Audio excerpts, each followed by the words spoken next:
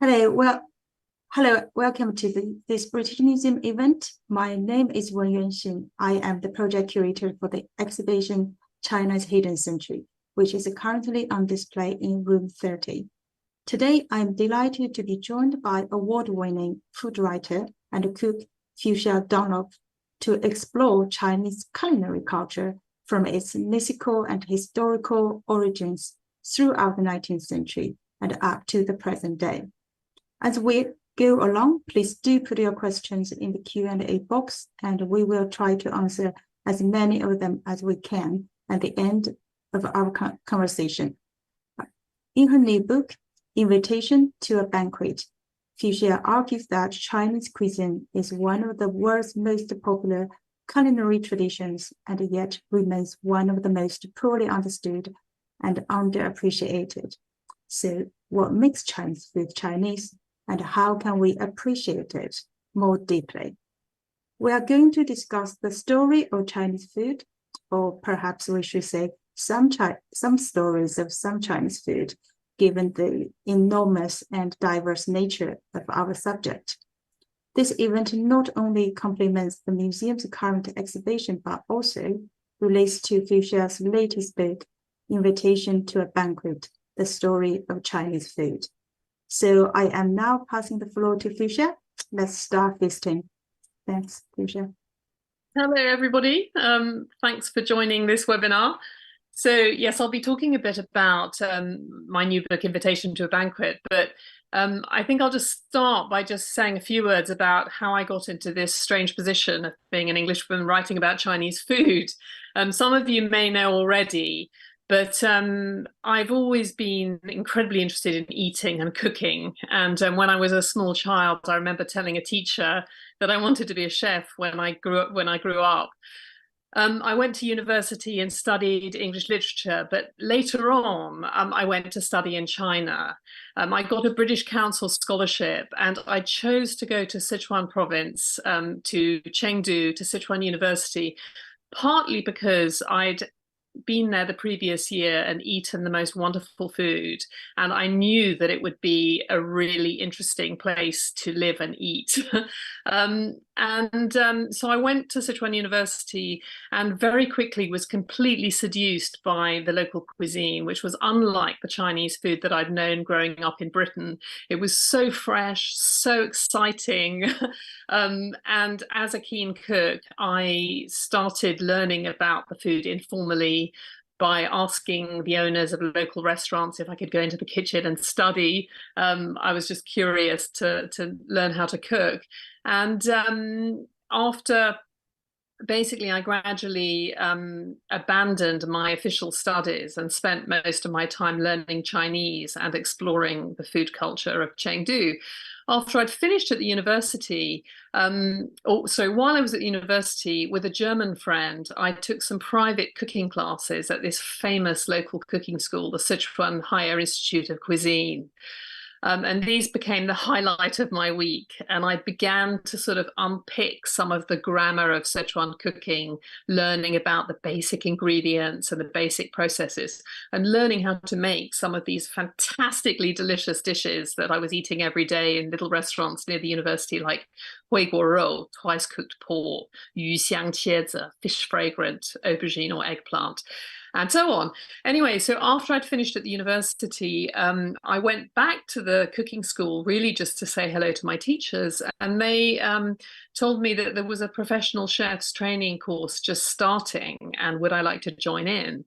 And I just agreed on the spot. And so I spent the next few months as an apprentice chef at this cooking school, and it was all a very interesting experience because I was the first Western student they'd ever had, and I was one of 3 women in a class of about 50 young Sichuanese men. But everything was taught in Sichuan dialect, and our textbooks were in Chinese, which was a big challenge because there was this whole new vocabulary, cooking methods and ingredients, which you don't learn in Chinese class, at normal Chinese class. But anyway, it was completely thrilling and fascinating, and I just loved it. And that for me was the beginning. And so ever since, for I mean nearly 30 years now, I've just been eating my way around China and trying to understand the cuisine both at a technical and at a sort of cultural and philosophical level.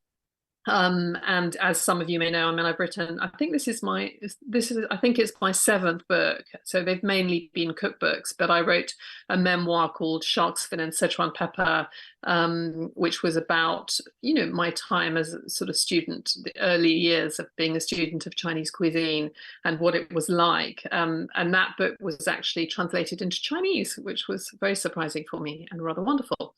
Anyway, so the latest book, Invitation to a Banquet, is also not a cookbook. It's a narrative book. And as Wen said earlier, the starting point really was that, probably no other sort of international cuisine has been so successful as Chinese in terms of, the Chinese restaurants in every country, in every city. Chinese food is much loved the world over. And yet, I don't think it's properly appreciated as being arguably the world's grandest and most sophisticated and diverse cuisine. I know other people might argue, particularly Indians and Turks and so on, and there are other rebels, but it's certainly one of the most complex and sophisticated cuisines. But for most people in the West, what we see as Chinese cuisine has been a relatively simplified version. This is a Chinese takeaway from London, which I've served rather elegantly at home, but it's the sweet and sour pork balls of my childhood with chop suey, chips in curry sauce, which is a very British version.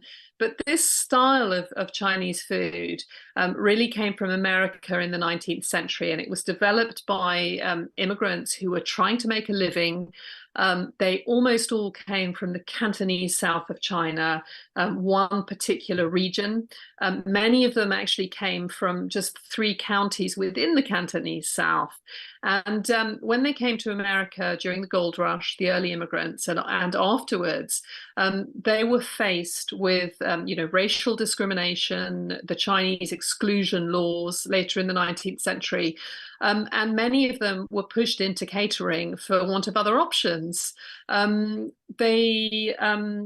of them were not trained chefs, and they came up with this perfect formula, which was very successful as a tool of survival for themselves and something that was pleasing to Western tastes, that they could make with the ingredients that were available to them, which is to say, without all the fantastic fresh ingredients of real Chinese cuisine, and that was affordable.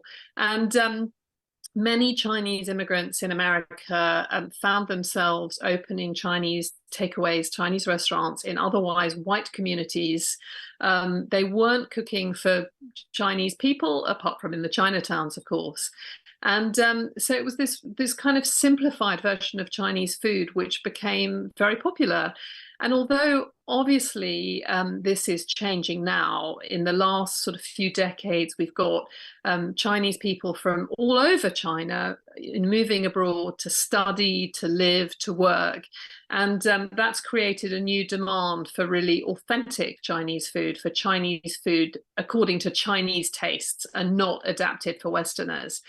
But I think there's still a lot of catching up to do in terms of recognition of Chinese food. And I think one of the things that I find extraordinary is that, people in the West who care about food are willing to spend a lot of money on Japanese sushi or European tasting menus.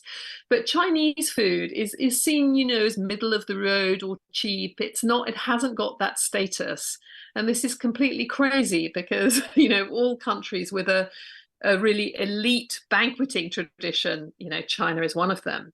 So what I tried to do really with this book is to ask, what really is Chinese food and how can we understand it better and how can we appreciate it better, and to look at some of the ways in which, Chinese food has been misconstrued in the West and why.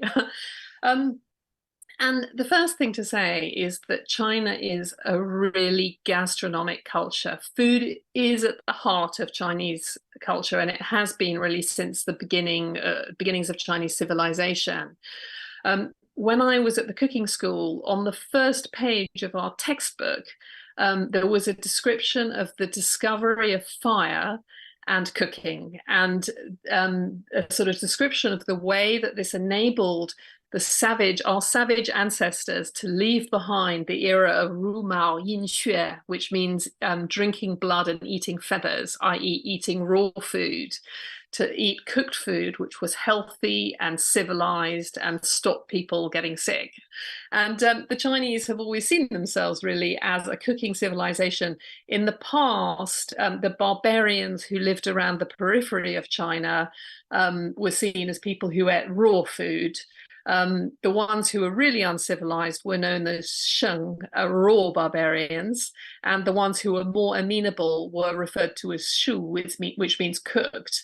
And the other thing is that the sort of core of Chinese ritual, again, right since the beginning of Chinese civilization, has consisted of the offering of food and drink to gods and ancestors.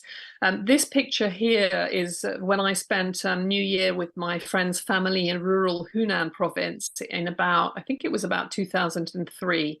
And before the New Year festivities, her family had laid out food offerings for their ancestors. There's a whole smoked pig's head there. This is the pig they'd raised for the New Year, a whole pomelo, a smoked fish, tofu, cups of homegrown green tea and rice wine. And it wasn't just in families that people would make offerings to their ancestors. There were also state rituals. If you go to any Chinese museum, or look at the Chinese gallery in the British Museum, you'll see these bronze cooking pots, vessels for food and drink. And these were the most important ritual objects for offering the grain food and the meat and to the ancestors. The popular restaurant chain Din Tai Fung, the first character of the name is actually Ding, which is the ancient tripod cauldron which was used to offer food to the gods and ancestors. So food is not, of course, in every culture, food is tremendously important in creating bonds in societies, how families relate to each other. But in China, it's also what connects you to your ancestors and to the spirit world as well. I'm not sure if this will be familiar to some of you, but this is one of the most famous objects in the National Palace Museum in Taipei, Taiwan. It was originally in the Forbidden City in Beijing, and it's the Roxingshi, the meat-shaped stone. So it's a piece of a semi-precious stone which has layers in it like a piece of belly pork, and it's been carefully carved and colored to look like a really luscious piece of slow cooked pork, probably cooked with rice wine and soy sauce and sugar. As you see, it's presented on this rather lovely golden plinth. And for me, this has always been an illustration of the importance of food in Chinese culture, and that you would love a piece of pork so much that you put it on a golden plinth, and it's one of the greatest treasures of your national heritage. There are some amazing continuities in Chinese culinary culture going back sort of hundreds or even thousands of years. You'll be very familiar, I'm sure, with the black beans that you can buy in any Chinese supermarket as the basis of dishes in black bean sauce and so on. Well, they've been made in China and traded in China since at least the Han Dynasty, which is about 2,000 years ago. And in fact, in Hunan province, in the 1970s, they excavated the tombs of 3 members of a noble family at a place called Ma Wang Dui. And like many Chinese tombs of wealthy people, they contained everything that the occupants, I should say, would need for the afterlife, which included all kinds of beautiful cooking and serving vessels and lots of food. And one of the exhibits in this in the Hunan Provincial Museum is actually some black beans with ginger, which look exactly the same as any that you can find in your local supermarket today. And the same goes for Chinese literature. There are poems written around this time which have rapturous descriptions of food. And also there's one of my favorite passages in all Chinese literature is the Banquet Pian, which is from a text from the 3rd century BC. And it describes a conversation between a chef and his king, the chef Yi Yin. And it's really a discussion about politics, but it takes the form of a discussion about gastronomy and cookery. And the amazing thing is that this chef, he describes the flavors of meat and other. He describes the finest ingredients of the kingdom and how to handle the flavors of meaty ingredients to make them more refined. And he describes what he calls the miraculous transformations that occur in the cooking pot, the ding, in a way which actually resonates very strongly with the way that people talk about food and cooking today and the way we were taught at the Sichuan Cooking School. So it's extraordinary that you can read a text that's 2,300 years old, and yet it still expresses something that is even contemporary about Chinese cookery.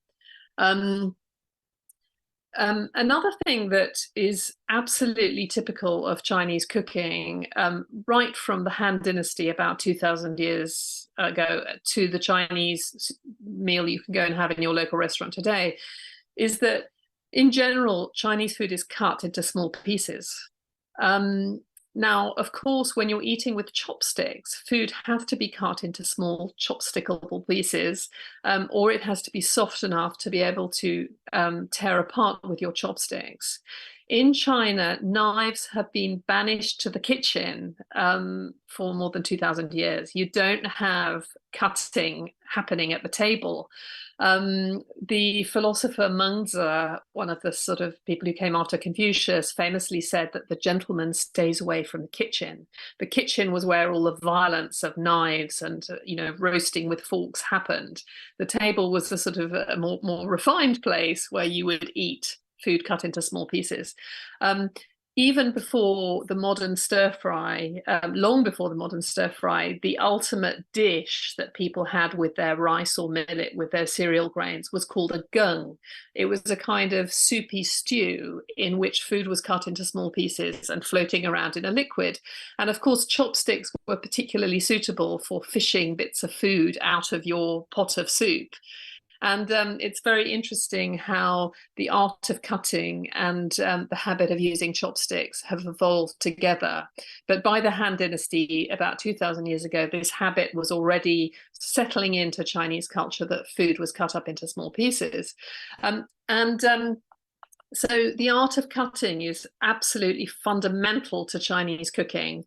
When one ancient term for cooking is actually ge peng, which means to cut and to cook.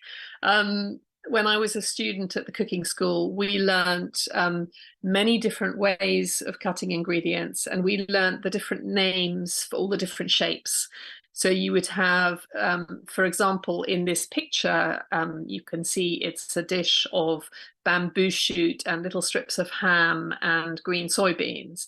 And the bamboo shoots and the ham have been cut into what you would call tiao strips. If they were even thinner, like when you have very finely shredded ginger, then you would call it a silken thread. There are different kinds of slice. So a general word for a slice is pian. But if you cut a very thin slice of something small like garlic, it's a zhijia pian, a thumbnail slice. If you cut a broad, thin slice of something like white radish, daikon, then it's a niu shi pian, an ox tongue slice. And the other thing is that when you cut food up, you can also mix together many different ingredients. Lin Yutang, that great communicator of Chinese culture to the West in the early 20th century, said that Chinese cooking was all about the art of mixture. you'll notice in this dish that a very small amount of flavoursome meat has been cooked with vegetables in a wok.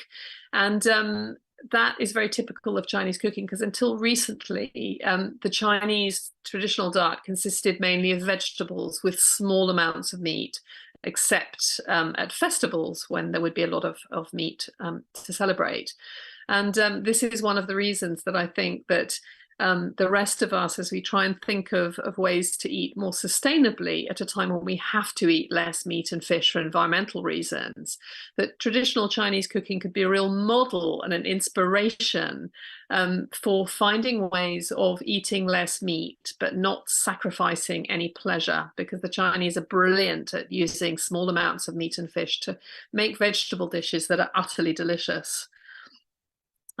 The art of cutting, I became very fascinated when writing my book about how many of the early Western commentators on Chinese food, they all seemed to mention that the food was cut into small pieces and they didn't know what they were eating. People described the food as hashes and fricassees.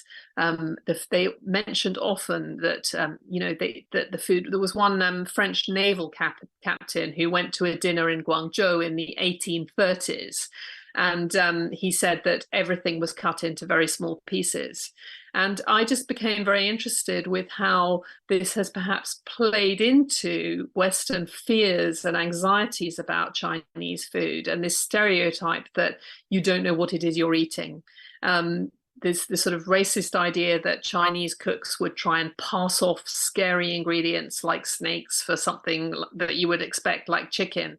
It's very interesting how this cultural habit of cutting it was such a contrast to the idea of, for example, English food, where you would just have something presented honestly as itself, a roast, pork chop or a roast chicken, and you knew what it was. But Chinese cooking was more subtle and more mixed, and maybe less clear what the ingredients were.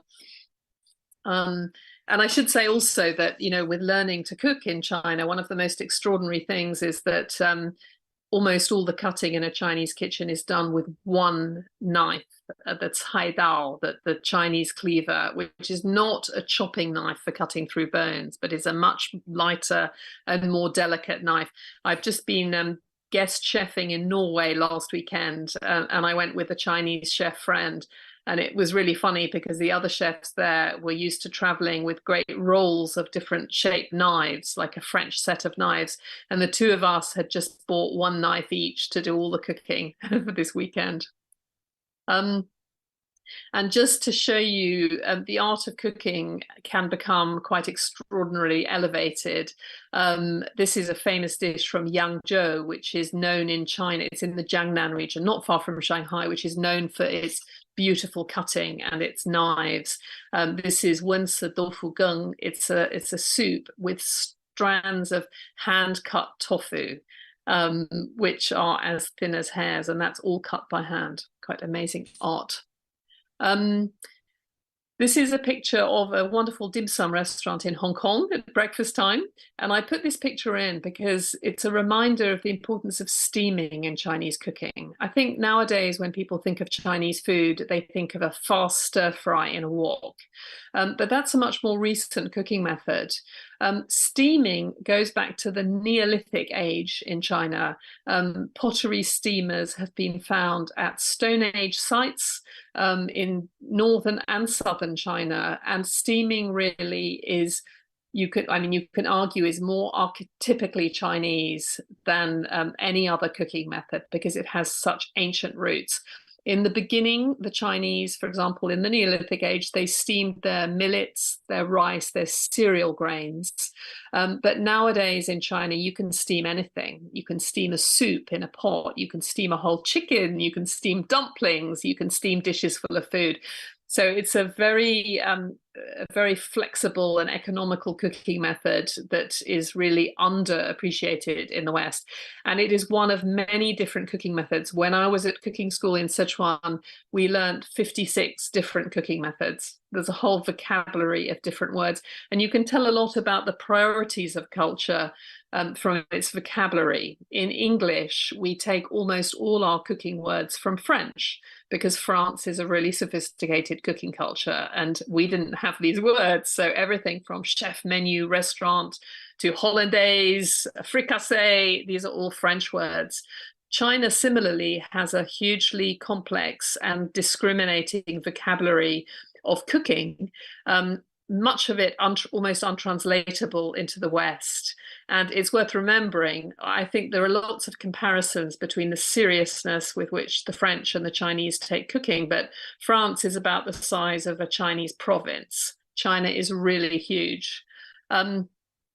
There's the geographical diversity of China is astonishing. You have everything from deserts, the Tibetan plateau, Siberian forests, tropical rainforests, alluvial plains, and all these different kinds of terrain produce different cooking ingredients.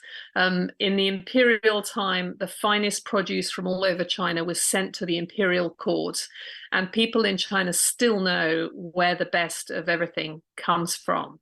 I always think that Chinese cuisine is what happens when this extraordinary biodiversity with different terrains and different ingredients meets unlimited culinary curiosity, which is what you get when you have a culture which is very much interested in food. Anyone who's traveled in China will understand the extraordinary and radical differences between different regions. Just to take a couple of snapshots, this is a scalded mutton hot pot, shuanyang rou, in Beijing in the north of China. Here, the typical meat is lamb. It's cold weather food. The staple food is wheat. And then to take a dramatically different snapshot, this is in Yunnan in southwest China. This is in Xishuangbanna, near the borders with Vietnam and Laos. And here people are cooking on fire in bamboo, in strips of bamboo, and eating from banana leaves. And here you have tropical fruit and tropical produce. And it's just a whole different style of cooking. It's hard to believe really that it's the same country. And China is also multi-ethnic. There are 56, I think, officially recognized ethnic groups. In the north of China, particularly, there are great links with Central Asia. There are Muslim cooking. Halal cooking is tremendously important in the food of Beijing, the Chinese capital. This picture actually is of a Hui Muslim woman in Yunnan in the southwest, and she's a cheesemaker. And what you can see on these bamboo poles hanging next to her is a kind of cheese that's made like mozzarella and then dried in the sun. And these are just a couple of glimpses of the diversity of Chinese cuisine. One could go on for hours and hours about this alone, but I won't. You'll be relieved to hear. Anyway, and this is the cheese sheets. One way that they cook them is by gently grilling them over charcoal until they're sort of golden, and then spreading them with rose petal jam, rolling them up and eating them like a lollipop. So that's just not what you'd expect to be Chinese food from a sort of international perspective, but it's very much part of Chinese culinary culture. I mentioned partingly about some of the Western stereotypes of Chinese cuisine, which have been so misleading. And the most crazy of all of them is the idea that Chinese food is unhealthy. I don't think there's any other culture in the world that is so obsessed with the connections between diet and health as the Chinese.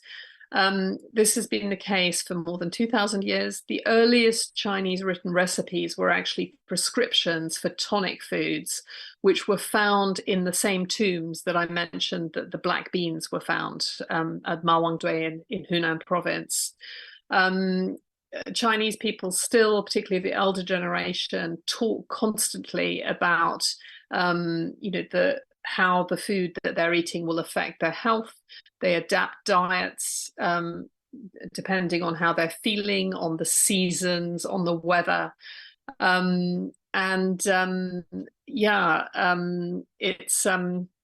It's really quite extraordinary that people don't recognize abroad this, the healthiness of Chinese cooking. This particular picture is of a seasonal dish in Hunan, eaten on the 3rd of the 3rd lunar month, and it's shepherd's purse with boiled eggs, which was supposed to sort of help you deal with the unhealthy humors of the season and the wind and so on, and help to maintain the equilibrium of the body.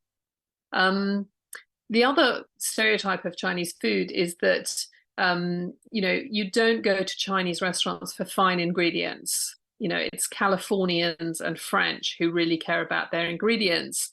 And Chinese food is, how often do you go to a Chinese restaurant and see them in the West and see them advertising that they're using free-range pork or organic vegetables? It's not that market, right? And yet, the Chinese, again, have been completely infatuated with what we would call in the West terroir, and with seasonality of ingredients. Chinese gourmets have been writing about this and talking about this for more than 2,000 years. This picture is of the hairy crab of the Jiangnan region, which is a great delicacy of the autumn. And everyone knows that the best hairy crabs come from the Yangcheng Lake near Suzhou, and that they're best in a particular season, a particular month for the male crabs and the female crabs. The Chinese have really been pioneers in the appreciation of fine ingredients, and that's again something that we could learn more about. In addition to that, and this is a meal in a farmhouse in Zhejiang province, not far from Shanghai. And for me, this expressed something very much about the healthiness of Chinese cooking and about the relationship with terroir and with seasons. This was all locally grown food, locally produced, almost all vegetables, and a real model for sort of healthy eating.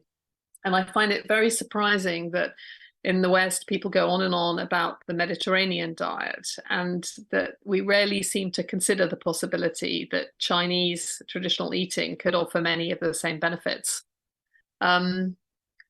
This is a Buddhist vegetarian meal at a monastery near Chengdu. As you can see, well, this is on the left-hand picture, there are dishes of shark's fin, cold meats, spare ribs. There's a whole fish there, but they're all made from plant ingredients, which are cleverly cooked to look like and taste like the meat and fish equivalents. The Chinese have been making, well, there's a description of an official in the Qing Dynasty in the 9th century presenting a banquet of meat foods that were made from plant ingredients. And this has been very much part of Chinese culinary tradition since at least the Song Dynasty, about 800 years ago. Again, in the modern West, there's great interest now in vegan and vegetarian eating and plant-based meats, but few people seem to realize that the Chinese have had restaurants specializing in this kind of food for 800 years, and that have a lot to teach the outside world.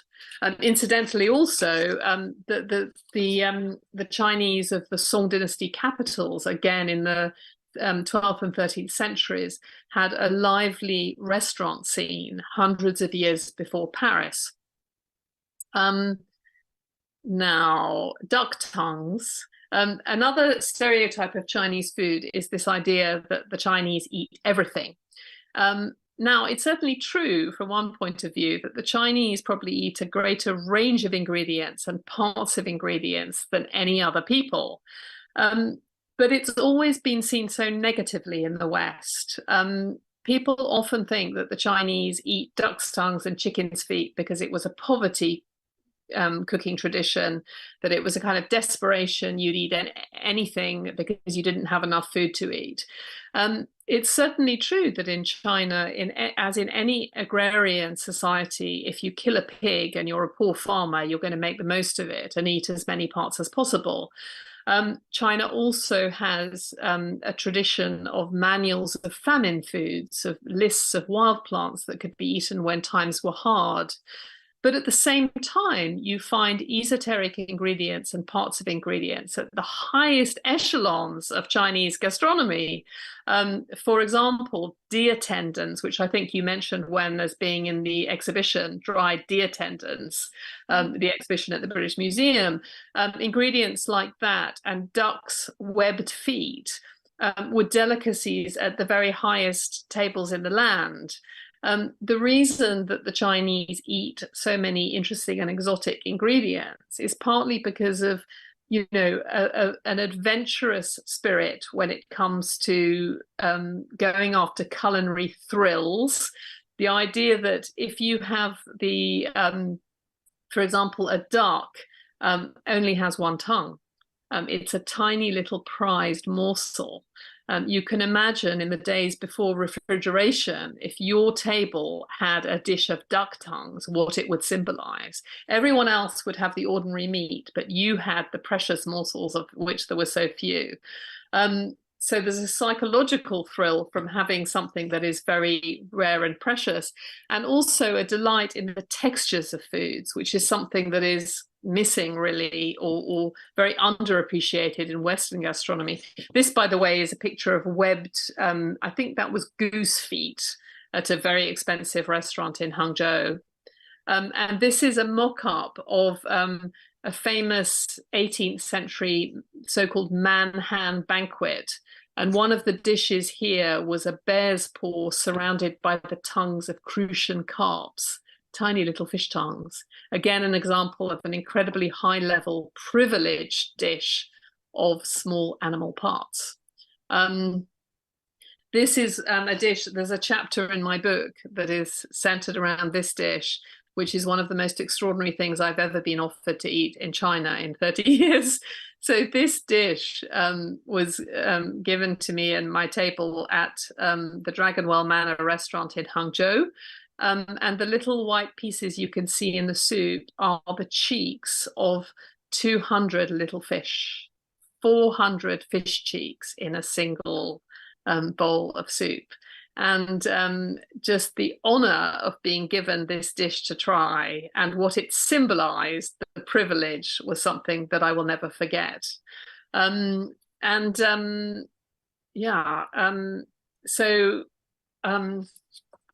This is a dish of I don't know if any of you will have seen it before, but it's one of my favorite Cantonese dishes. It's braised pomelo pith. So pomelo pith, you know, the giant citrus fruit. Pomelo pith is one of the most unattractive, potential ingredients you can imagine. It's cottony, tasteless, a bit bitter. But in the hands of a skilled Chinese chef, someone somewhere had the imagination to soak it, to rinse it many times, to cook it in a sublime broth of chicken and pork and scorched fish, and make it into this wonderful delicacy. One of the things that I suggest in the book is that for a typical Western chef, the question that you ask about ingredients is this edible? Can I eat this? But I think for a Chinese chef, the question is rather different. It is, how can I make this edible? How can I use culinary art and imagination to take unusual or unpromising ingredients and transform them into something that's not only acceptable, but is extremely delicious? And this is something else that I think we could find inspiration in Chinese cuisine, anybody, as we try to eat more sustainably. You know, how do we make vegetables taste more delicious? How do we make the most of our food and enjoy waste? And I think Chinese, cooks provide brilliant examples of using culinary technique and imagination to create magic out of unlikely ingredients. So I think that the sort of whole idea of the Chinese eating everything, I would reframe that in a very positive light. Apart from, the eating of shark's fins and other endangered species, which I know is a big problem, and that's something which I don't think I don't think is a good idea at all. But I would point out that I think in most cultures we're equally ravaging the environment in the way we eat. And most of our fishing is done by thoroughly unsustainable methods. And I think that I think that we should recognize that the entire human race needs to think deeply about what we're eating and how we're eating from an environmental point of view. And that sometimes the attention given to the Chinese unsustainable eating habits is a bit unfair and biased, and we should be more balanced about it. But apart from that aspect, which I wouldn't condone, obviously, I think that we should see Chinese eating everything, this adventurousness, as something exciting, offering solutions and inspirations as we try to eat differently, and we should reframe it as something very positive. Anyway, I think I should probably stop now because I've gone on for far too long. So over to you, Wen. Thank you very much, Fuchsia, for this fantastic, highly informative and mouth-watering presentation. So I'll start the conversation with a few questions and then open the floor to the audience questions. So as you have said, Chinese food is incredibly diverse with all this regional difference, long history, thousands of years history go all the way back to the ancient time. So quite interesting to know, how do you define Chinese cuisine? And is it really possible to talk about Chinese cuisine as a single cuisine at all? And so in your book, it's follow-up questions. So how do you structure the book to navigate and showcase this enormous subject? Yeah, well, so the first question, I think it's always worth remembering that Chinese people talk about Xichan, Western food, as if it was one thing. In my experience, so many Chinese people have talked about Western food very dismissively. The typical Chinese stereotype of Western food is 很单调, 很简单, very simple and very monotonous.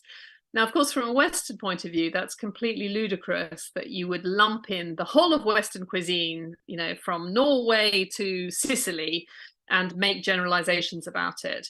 But I think that's rather what we tend to do about Chinese food, because Chinese food is as diverse as so-called Western or European food because of these huge regional and cultural differences. So I think that it's worth bearing that in mind, that, and I showed some pictures there, the differences between, the lamb-based, wheat-based cookery of the North and the cooking of the tropical South, for example, is really striking. Hello. But at the same time, I think you can, at the same time, if you're trying to talk in general terms, it's useful and you can make generalizations. For example, you can say in Western food, you use knives and forks and you cut at the table. In Western food, you have dairy products. And in the same way with Chinese food, you can draw out some common threads which make it possible to talk about Chinese as one culinary culture to an extent. For example, the use of chopsticks to eat food cut into small pieces, the importance of steaming, and in modern Chinese cookery, the wok and stir frying. And also certain ingredients.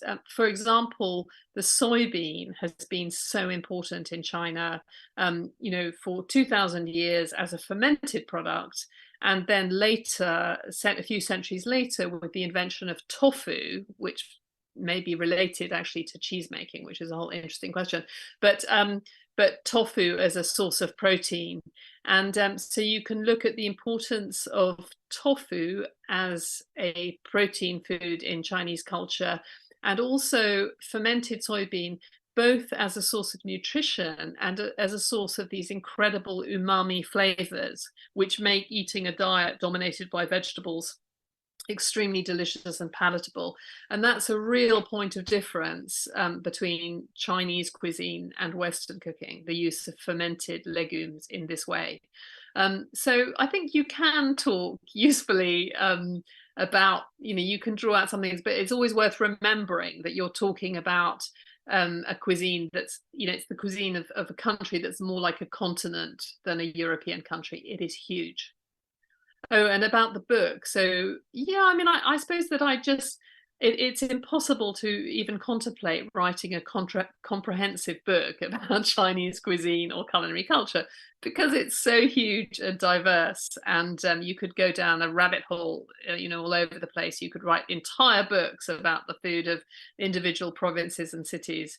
But what I tried to do was draw out interesting and important themes which reflected different sides of Chinese culinary culture. So looking a bit at the multiculturalism, looking at certain key ingredients and cooking methods, and also, concepts and ways of eating and ways of thinking and philosophizing about food. So I'm hoping it's a sort of taster of different aspects of Chinese cuisine. Thank you.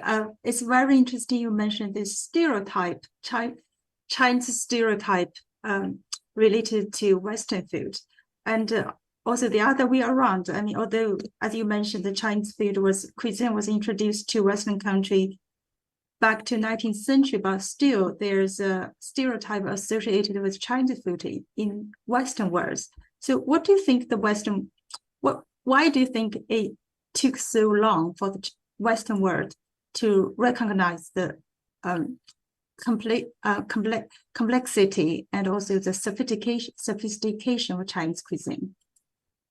Yeah, so I mean, it's partly historical, as mentioned, that Chinese cuisine in the West was largely created by people from the Cantonese South. That's one reason. So most people in the West still haven't had much chance to sample some of this incredible regional diversity. So I think that's really beginning to change now because there are so many Chinese people from different parts of the country.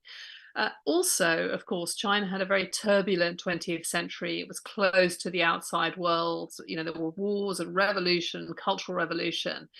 And I think that this also made it, very difficult for Westerners to have any acquaintance with Chinese food. And also, Chinese gastronomy suffered in China during these very difficult historical periods. But I think what's happened now with China's rise, the country is getting richer. The gastronomic scene in China is revived and is now extremely sophisticated. And you have everything, in China, from street food and rustic cookery, which actually can be really fantastic, to incredibly expensive and labor intensive gongfu cai, or banquet cooking, and I think that with different sorts of Chinese people and richer Chinese people living in Western cities, there is now a demand for some of these more high level kinds of cooking, as well as a greater regional diversity. So that's one, one would hope that and I think it's already happening. So, for example, when I started writing about Chinese food about 20, 30 years ago, almost all the restaurants in London were Cantonese. Now we have Sichuan restaurants, we have a bit of Yunnan, we have a bit of Hunan. So the picture is getting more diverse. And I think already people outside China can just see that Chinese cuisine is not just one style. I think also there's a real, there's a language barrier here because there are so many specific terms that don't translate very well. And considering how much there is to say about Chinese food, there's remarkably little literature about it in English still. I think the sort of scholarly literature is really picking up. There've been some amazing works by there was a very famous book in, I think, 1977 by Casey Zhang, which brought together scholarship on different periods of Chinese history.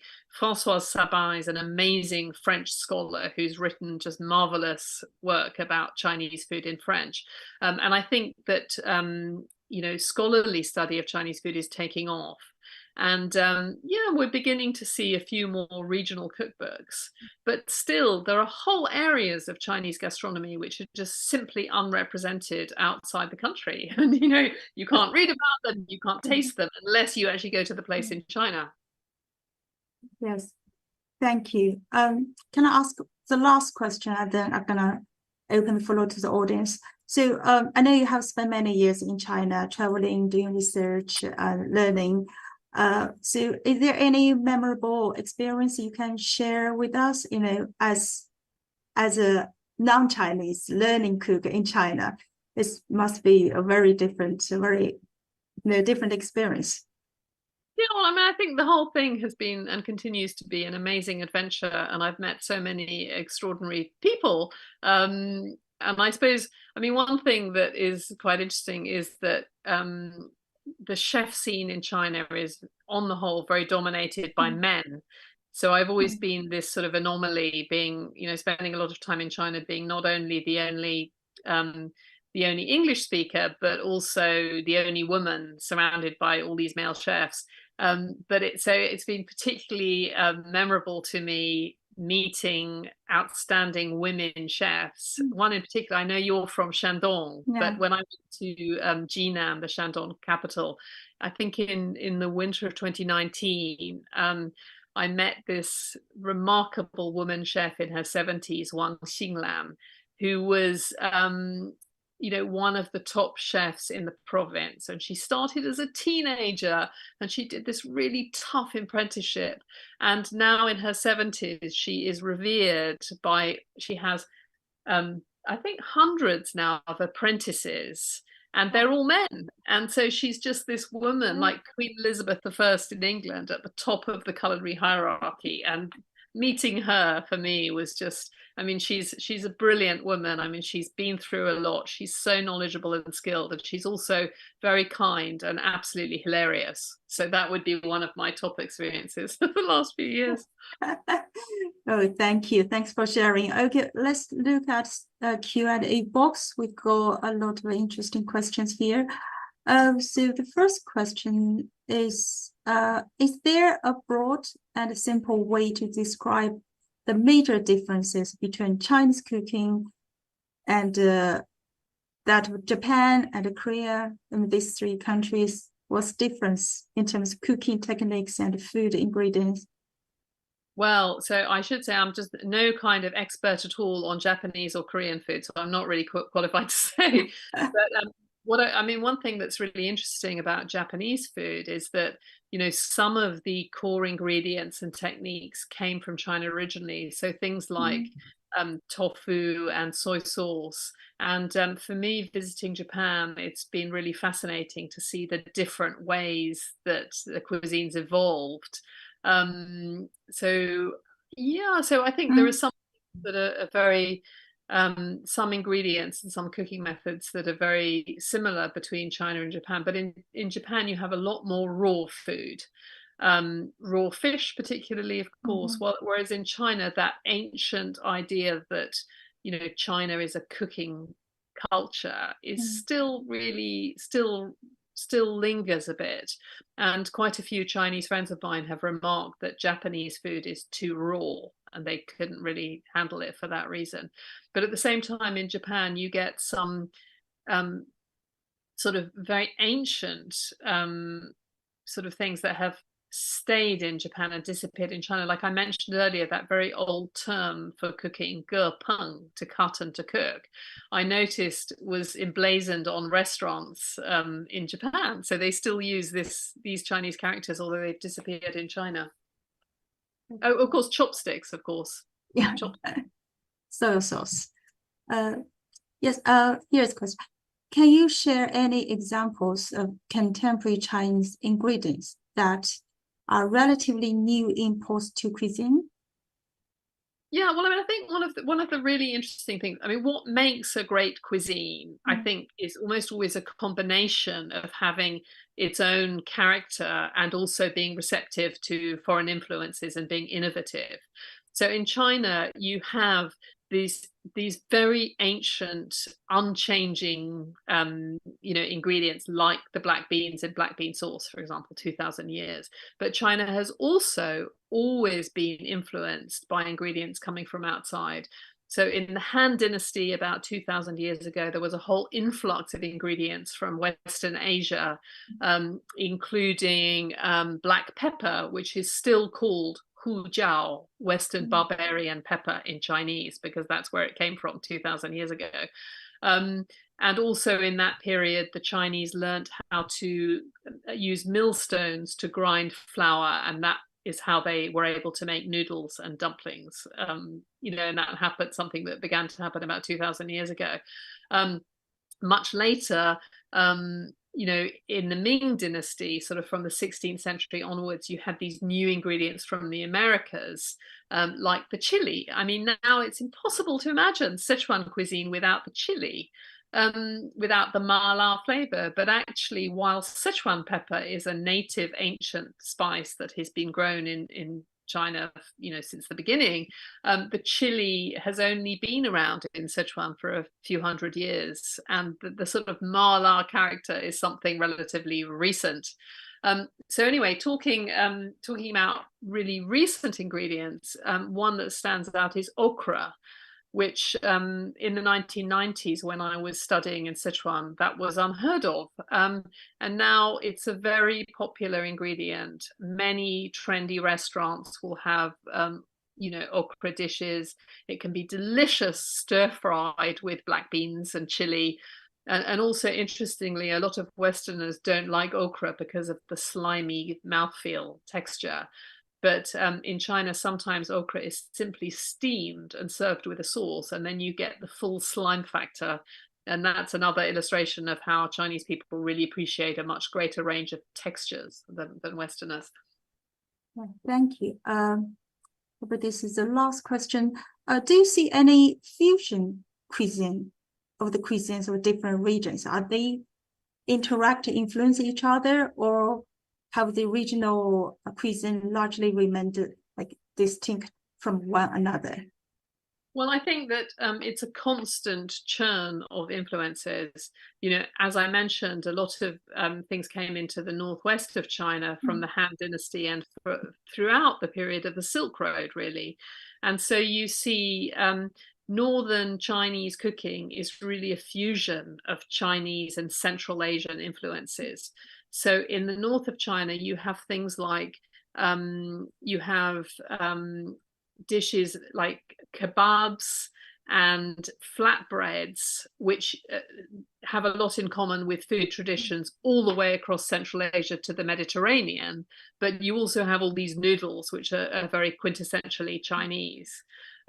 With regional cuisines, Sichuan food, for example, I mean, Sichuan cuisine is a fusion cuisine. You have dan dan Yeah. noodles. Noodles are really something that came from the north, from the wheat growing north. The chili is a foreign import. It's all a fusion cuisine. Yeah, so I think it's just there aren't really any borders and boundaries between nations and between provinces. In fact, one of my favorite chapters in the book is about dim sum.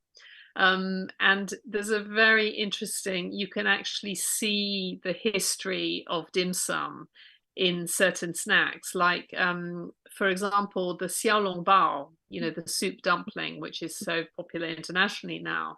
But that is a southern version of an old northern style of dumpling, where in the north you have these quite hefty, hearty wheat snacks, and as they go south they become more delicate, more ethereal. They're made with southern ingredients, like crab meat is put into the xiaolong bao often.